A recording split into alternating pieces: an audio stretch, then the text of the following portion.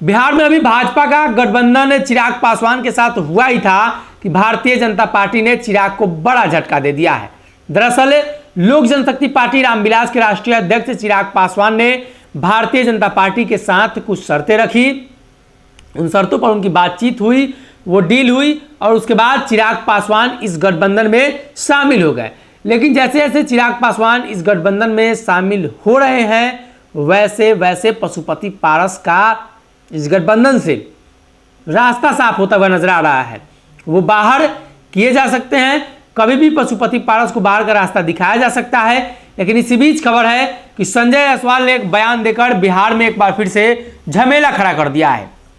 दरअसल संजय जायसवाल ने एक बार अखबार से बातचीत के दरमियान बेतिया, चंपारण, मोतिहारी सहित कई अन्य क्षेत्रों के दौरा पर जब थे तो उन्होंने जो बयान दिया उस पर प्रतिक्रिया भी सामने आ चुकी है। दरअसल उन्होंने स्पष्ट किया कि भारतीय जनता पार्टी गठबंधन में बिहार में लोकसभा का चुनाव लड़ेगी, लेकिन भाजपा अकेले 35 सीटों पर लड़ेगी। अब तो 35 सीट पर अगर भाजपा लड़ेगी तो चिराग पासवान कहां जाएंगे? 6 सीट चिराग पासवान ने पहले लिया था, तो 6 से कम पर समझौता होना कहीं ना कहीं चिराग पासवान के लिए बेईमानी होगी, इसलिए कि नीतीश के रहते चिराग को 6 सीटें मिली थी और अब तो नीतीश है भी नहीं। वही चाचा पशुपति पारस, उनके पास 2 सीटिंग सीट है और 2 सीट वो लेना चाहेंगे। हाजीपुर और समस्तीपुर की सीट पशुपति पारस जरूर लड़ना चाहेंगे। समस्तीपुर से प्रिंस राज और हाजीपुर से खुद पशुपति पारस। और बाकी जो 3 सांसदों की अगर बात कर ले, महबूब अली कैसर, वीना सिंह, चंदन सिंह, ये सभी लोग भारतीय जनता पार्टी के कंसल्ट में है, भाजपा के टच में। हो सकता है भाजपा के साथ ये लोग चुनाव लड़ ले।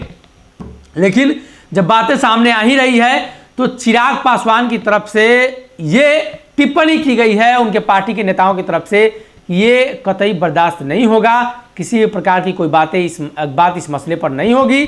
35 सीट पर अगर आप लड़ते हैं तो चिराग पासवान जितनी सीट पर पहले लड़े थे उससे कहीं ज़्यादा उनकी अपेक्षा है। वो चाहते हैं कि उनसे ज़्यादा वो सीटें हासिल करें, उनसे ज़्यादा सीटों पर वो लड़े।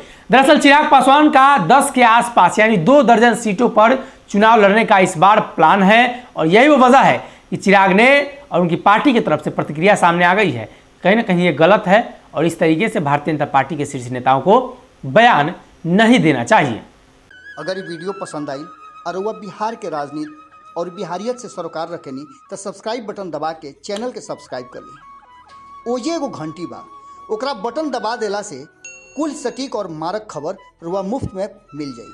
अगर रुआ पत्रकारिता के हमनी के नया प्रयोग में सहयोग कर चाहतानी तो ज्वाइन बटन दबा दी।